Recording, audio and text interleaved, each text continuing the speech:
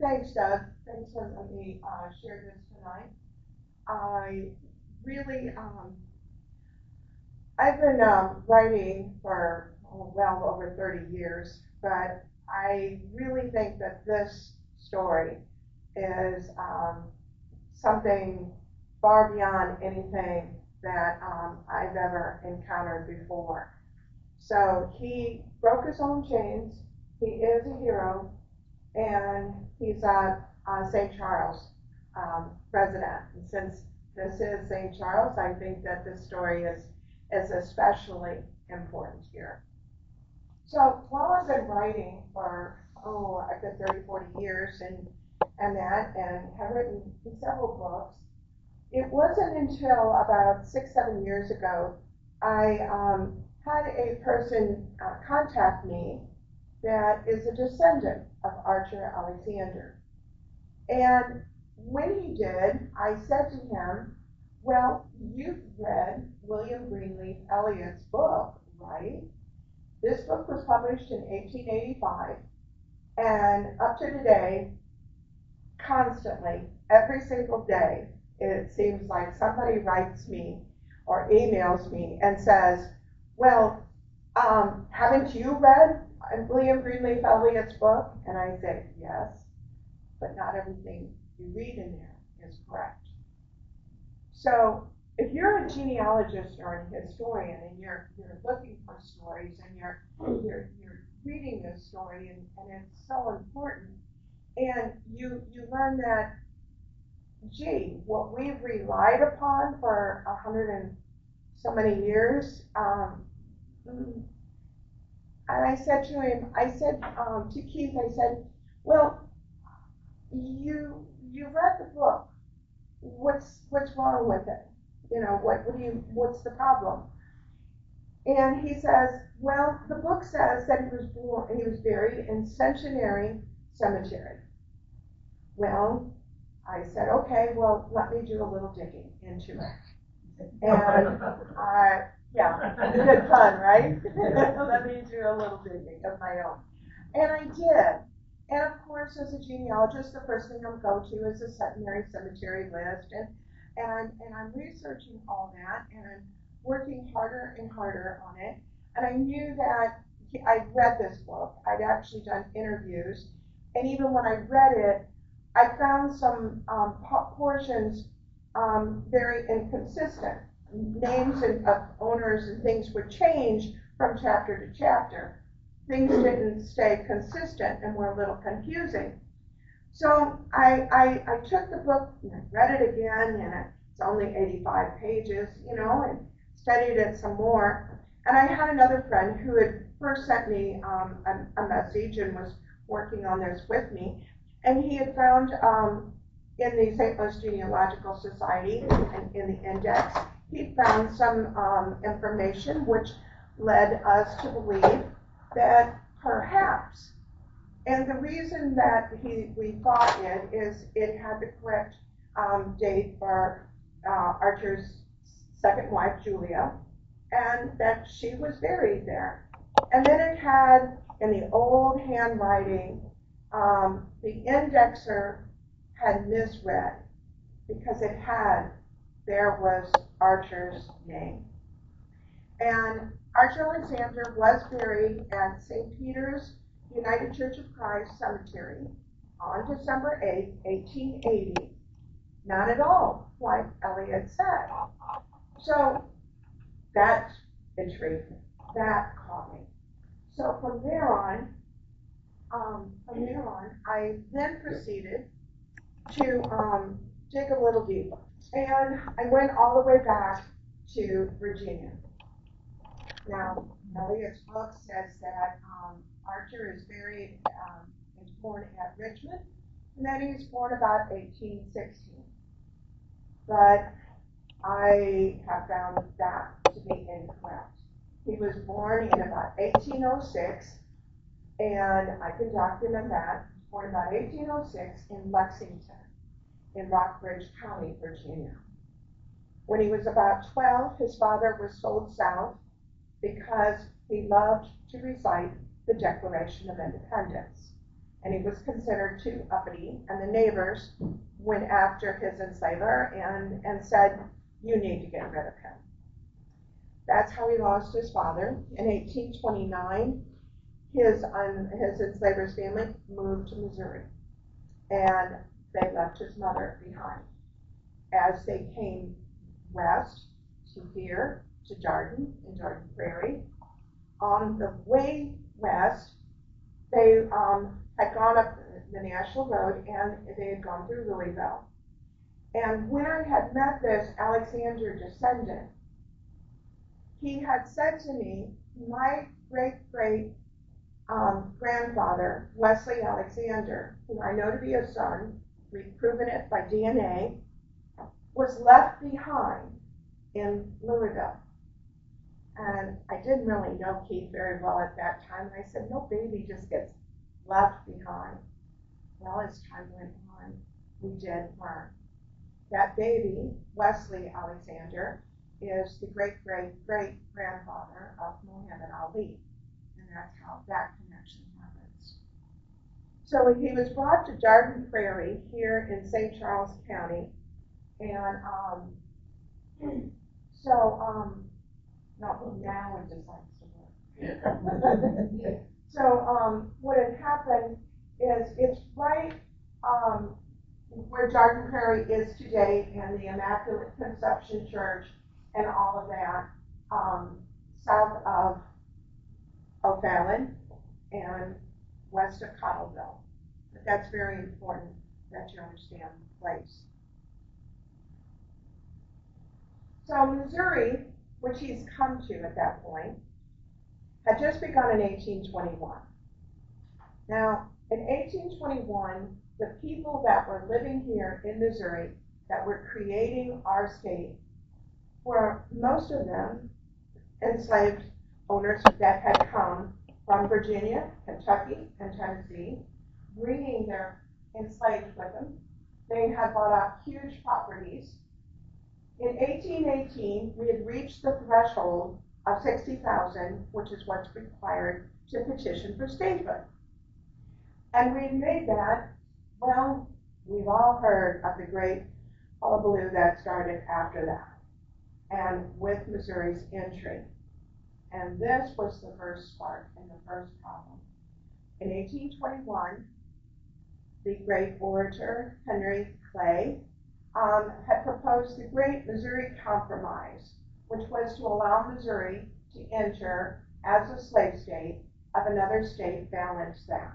Maine entered before us, and it came in as a free state, and then Missouri was allowed in 1821. When it started, at that point, we were still using in our Constitution what's called the Black Code. The Black Code was the same laws regarding people's use of slaves that they had used in Virginia since 1619. And it was the same laws that we would be then using in 1821. But a big change happened in the 1830s and 40s. And Doug knows I just love to talk about this part because this is really a key and important part to this story. Because the conflict, the juxtaposition of the two cultures, that had changed the demographics of Missouri. In the 1830s alone, 120,000 Germans would immigrate to this country because of a huge wave of Germans. That 120,000 would choose the state of Missouri to be where they would immigrate to. And of that 40,000, about 1/4 of those would choose to settle in St. Louis, which contributed to the population in those 2 decades. The population of St. Louis, when it doubled, it still made the population over 50% foreign-born. Boy, is any of this ringing bells about today? So we were very much a German immigrant city. And the Germans really cared about joining the Union and what was about to happen, but not always for the exact same reasons that we think about. Well, when you have the two parties when you have the Confederate and the Union, even before they're called such, when you have these two cultures and clashing, St. Charles really became a hotbed for the clashes at that time.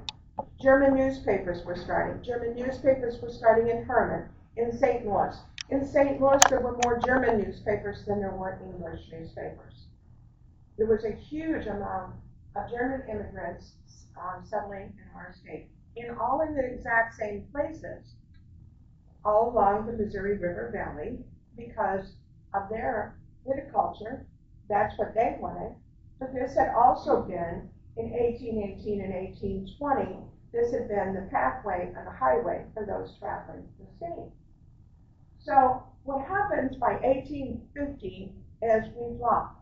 And the Missouri Compromise is deemed illegal. And we have now living under what's called the Fugitive Slave Law.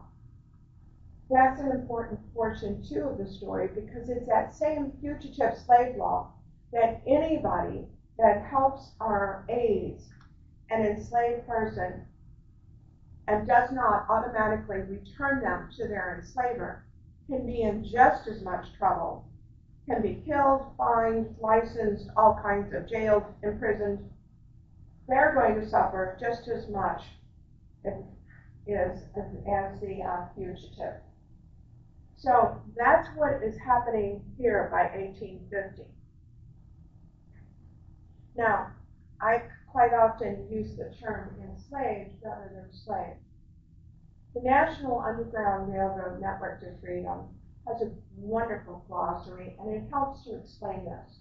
And I just want to take a moment and explain the difference. In my own words, more simply put, slave is a noun. It is a noun and a word used by a slave owner. Whereas an enslaved person, it emphasizes that this is a verb, this is a situation impressed upon them. David Pittman owns land that adjoins the city of Cottleville. He is a huge property owner, large amount of enslaved people, but Archer and his wife have been sold apart by that time. And Archer himself is enslaved by David Pittman, whereas Louisa, his wife, mother of 10 children, she is enslaved and lives at Naylor's store. Naylor's store is on the Boonslick Road, about behind Immaculate Conception. It is just about across the road from the City Hall. There is actually a marker on the Boonslick Road for Naylor's store. The important thing to know about the Naylor family is the Naylor family had come to Missouri. They're one of those originals. They are somewhat related even to the Pittman. They have that connection. Pittmans have connections. All these families have intermarried, and that's why so many of their enslaved people had as well. But Naylor's family, his parents, John Naylor and his wife, had actually settled here and brought the Presbyterian Church. So the Darton Presbyterian Church begins in their home. They're a very prominent family, and they own a mercantile, which is also a post office. Well, Archer one night is visiting Louisa, and he overhears a conversation happening in the back room of Naylor's store. And these are Confederate men, and they are discussing how they have planned to undermine the railroad bridge. During the Civil War, this was a frequent problem. The Confederates had attacked many bridges, Warrenton, all along the North Missouri Railroad, leading up to Mexico and the capital and that spur. The North Missouri Railroad was used to transfer troops, funds, military supplies, all kinds of things. It's just a vital link. And they are discussing how they have planning on it falling down because they have been quietly, whenever they could, sawing the wooden timbers of the bridge that you see in the back there. That is the Palouse Creek Bridge. one of the really interesting things about the fort is at that fort, not only were the home guards stationed there, the home guards were Union troops that were all local men and Germans, and they had, many of them had, were staying there, but there's also a contraband camp right in the same location. This is also an enlistment place by this time for, well, not in February of '63, but not until November. But when the U.S. colored troops started forming, George St. John had an enlistment point in St. Charles on Main Street, but not all of the men could make it that far. And there are several, including some of those buried at Smith Chapel Cemetery, that are men that joined the U.S. colored troops and enlisted right here at this location. So what does Archer do when he hears that? What would you do? I mean, that's a pretty brave thing for anybody because to get involved in this.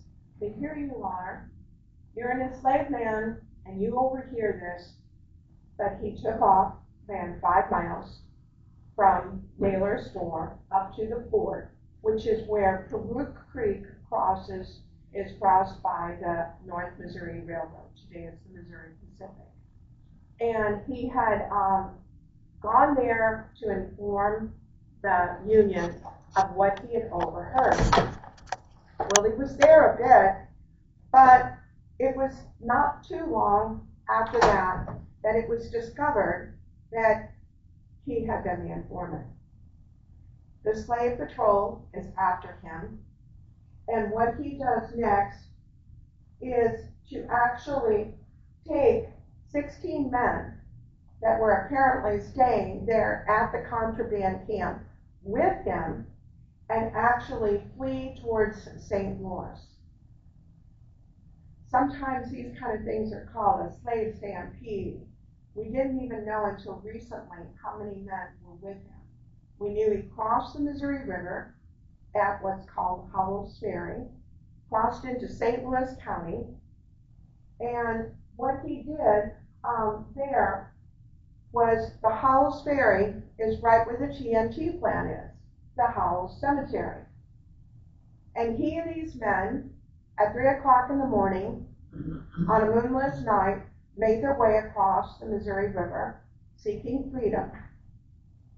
They got to the other side, which is about Wildwood or Chesterfield today, and they got that far when the slave patrol caught up with them. This is what the newspaper said 2 days later. Last Sunday morning, about 3 o'clock, 16 slaves from St. Charles County crossed the Missouri River at Howell's Ferry, assisted by a man who keeps a boat at that point. A number of citizens of the neighborhood, hearing of the fact, at once dispatched a messenger to the masters of the slaves to come to the river and receive them, as they intended to capture and return them. Among the number were 2 belonging to Judge Barton Bates, 2 to Mr. Pittman, one of which is Archer, and 2 or 3 to Mr. McClure, and the others to gentlemen in the same neighborhood. The Negroes confessed that they had been induced to leave by a white man and gave the name of one who had been for some time suspected of tampering with the slaves. The Negroes were all restored to their owners, and the abolitionist was guilty of attempting to convey the property was suffered to go unpunished. The owners are among the most respectable men in the state. So the difference between a fugitive and a freedom seeker is a freedom seeker, which was Archer. This describes a person that took action for himself to resist being an enslaved person and makes his way in an attempt to obtain freedom. So that's what all of them were doing. And Eliot's book does describe this event, but it doesn't talk about the other 16. The other 16 will, we believe, return to their enslavers. Archer made his way to St. Louis, And at this point, Beaumont Avenue and the Beaumont Farm is just on the very outskirts of St. Louis, the city of St. Louis. Beaumont's house sits within about a mile, less than a half a mile, from what would have been St. Louis University today, and at that time is Camp Jackson. When he had moved into this house, the bullets from the incident had actually, he had them come into the house. So what happens is Archer is given refuge here, but the important thing is what Elliot did. And because Elliot could have suffered very bad circumstances, he takes action himself in two ways. One, he writes a letter to Mr. Barton Bates and gives a letter to Mr. Pittman through Barton Bates. Now, Barton Bates is a U.S. Missouri federal judge. Barton Bates is the son of Lincoln's Attorney General, Edward Bates, in Washington, D.C. He uses that. While he does that, he also, because of who he is, he approaches and goes to the Provost Marshal's office, and he secures on February 28, 1863, an order of protection that allows him to keep Archer in his house under martial law, because that's what St. Louis and Missouri is under at that point. So he has the right to do this. He is using Barton Bates as an emissary to ask Mr. Pittman if Richard Pittman will sell Archer to him. A lot of times people doing research look at somebody and consider them a slave owner and not an abolitionist because they see an enslaved person living in that household. That's not always the case. Things are not always as they appear. And the only person that can emancipate an enslaved person is the person that he is owned by. So Elliot wants to do this. What happens next is so abominable. On March, 2 days before the order was about to expire, Pittman had sent slave catchers after Archer. And what they did was they waited as Elliot left that morning. He did see them. And after he had left, he's teaching at Washington University. He's a founder of Washington University. And while he is left and he's gone from the house, two men in a wagon, box wagon, have approached the house. And they point out and they ask the young man, who's 7 years old, named Christopher, who's Elliot's son, is that Archer Alexander? And when Christopher, who's out in the yard because Archer is plowing and the children are there with their nanny, their governess, the two men proceed to try to recapture Archer Alexander as Pittman's property. They bludgeoned him and nearly killed him right in front of the children and put him in the wagon and took him to the St. Louis City Jail.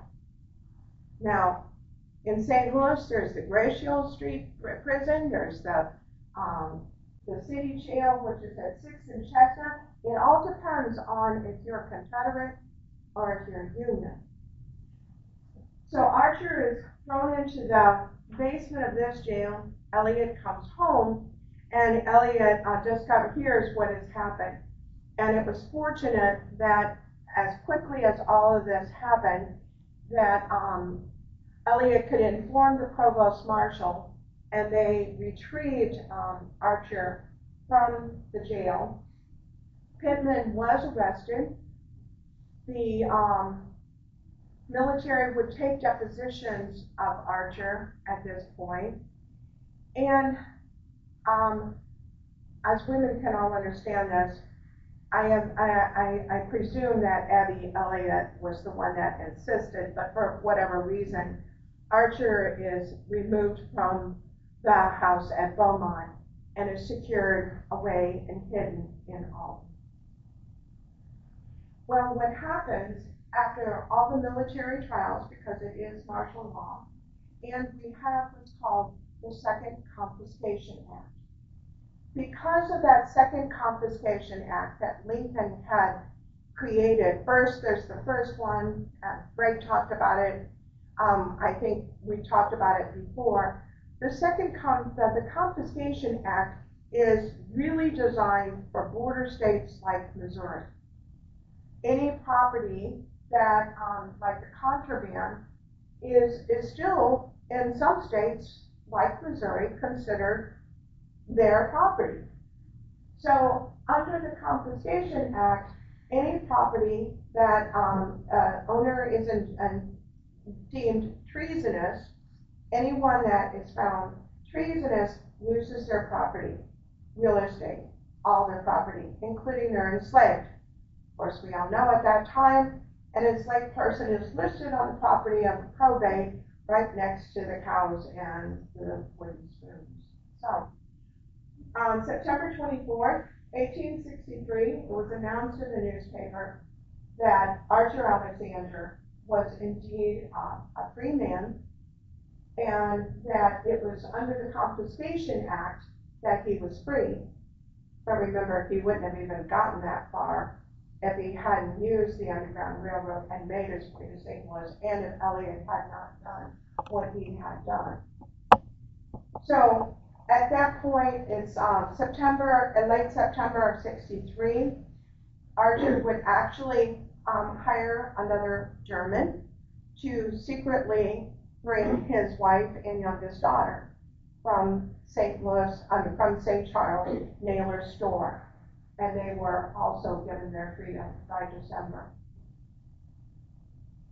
Now, after the Civil War, the Western Sanitary Commission had been given the funds by a former enslaver named William Rucker. That these funds were inspired by this woman on the left named Charlotte Scott. When she heard of Lincoln's assassination, she considered this a very bad tragedy and wanted to do something for this occasion. She gave her first $5 that she had earned in freedom and wanted to see a memorial. Now, the memorial that she wanted to see was taken up in flyers. The funds were held by the Western Sanitary Commission. Now, who was the Western Sanitary Commission? When the Civil War had started here in St. Louis, William Greenleaf Eliot, James Sheetman, and a few other men, realizing that after the Battle of Wilson's Creek and such incidents, that there were no hospitals, there were no places for so many mass casualties. And originally, it was created by an order, first by Fremont, but signed by Lincoln, to create the Western Sanitary Commission. It's quite often confused with the U.S. Sanitary Commission. The Western Sanitary Commission is for the Western Theater.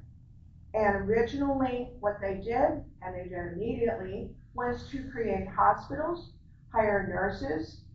But as the war went on, from '63 on, they were also very, very active with all the contraband camps and with the fugitives that, especially after Emancipation Proclamation, they were freeing north, and the Western Sanitary Commission was in such help, and they knew all the commanders. So when these funds are started, most of the original funds, 3/4 of the funds that were to go towards this memorial were generated by U.S. colored troops. Natchez, different places that the U.S. colored troops that the Western Sanitary Commission had already worked with and knew. They were giving money so generously that their commanding officer said, whoa, whoa, slow down. And other people also joined in. There were flyers created and published and drafted, all because of this woman's dream. Now, at that point, there was a man named Thomas Ball, who was a friend of William Greenleaf Eliot's from childhood, from Boston, had lived here during the Civil War, and when Lincoln was assassinated, had created a small statuette and a memorial for Lincoln. At that time, though, that's 1865. It takes time to raise these funds, and time drew on. A commission was started in order to decide what this was going to look like and how this was all going to happen. There were several memorials proposed for this. This was to be a memorial to President Lincoln and talk about what he did, and it was being funded entirely by the enslaved people in this country. So William Greenleaf Eliot visits his friend Thomas Ball in Italy. And as he's there, he is sharing this project of the Western Sanitary Commission and this Lincoln Memorial. He tells Thomas Ball what's going on and how there's only so much money. And Thomas Ball agrees that he will make this and there is enough money. Now, ultimately, there was a little over $16,000 raised, which doesn't seem like a whole lot of money. But in today's funds, I haven't checked the stock market today, but it's roughly $475,000. And that's how much money had been totally raised. When Eliot visits Thomas Ball and he comes back, what happens is a decision made by the Western Sanitary Commission has been made that the person on that monument, which previously was just a soldier on U.S. colored troop that's kneeling, the person is to be changed and be Archer Alexander. That's why we have photos of him that were taken at that time so that Ball could create a likeness. So that is how Archer Alexander became our nation's icon in Washington, D.C. for emancipation. In 1876, on the 11th anniversary of President Lincoln's assassination, there was a dedication held in Washington, D.C. Charlotte Scott was there. Frederick Douglass was there. He made the longest speech he'd ever made. And ironically, neither William Greenleaf Eliot or Archer Alexander was there. There was no identification and no mention of who this man was. By that time, our country had ratified the 13th Amendment, the 14th Amendment, and the 15th Amendment. But this is 1876. Ulysses S. Grant is leaving office, and Reconstruction is ending. Things are changing. That is how he came, though, to be buried at that time. He never made it to the memorial. He never saw that. He did see pictures. He did know about it. But he was ill. He died of asthma, living in St. Louis. Louisa had died years earlier. His second wife had also passed away the year before. And she was buried in this cemetery because this is a German evangelical church's cemetery. They had previously been downtown St. Louis, had an orphanage, and Archer and Louisa actually worked there. They would only hire people that could speak German. Many slaves understood enough of the language and could do that. This picture was taken in the lower right, was taken in about 2018 when the family, after learning all this, on February 28th, came to St. Louis to learn about Archer Alexander and him being buried there. At that time, the St. Peter's Cemetery thought so much of this person who's buried in an unmarked grave. Let me explain how that's an unmarked grave. It's not just an acre of land and they have a record book, no, that says this person is here and this person is there. This is not that. This is a common law at that time at the back of the cemetery. People are buried in there, simply interred one after the other after they die, 2 and 3 graves deep. No headstones on an acre of land, nearly 1,000 people.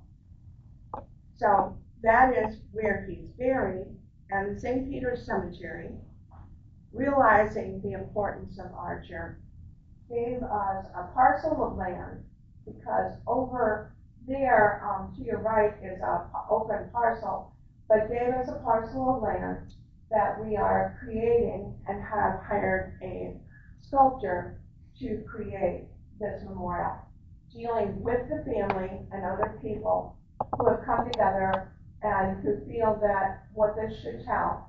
And right now we're in the process of writing the words, which will go on the plaques on the back of there, that will tell the story of Archer. This memorial has changed a little bit since we began.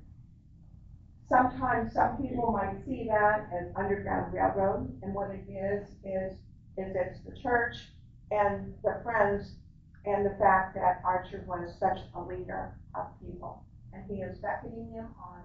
He has left his clothes as a carpenter and a stonemason and a brickmaker behind, and he is in the clothes he's wearing in the picture, and he is rising in freedom.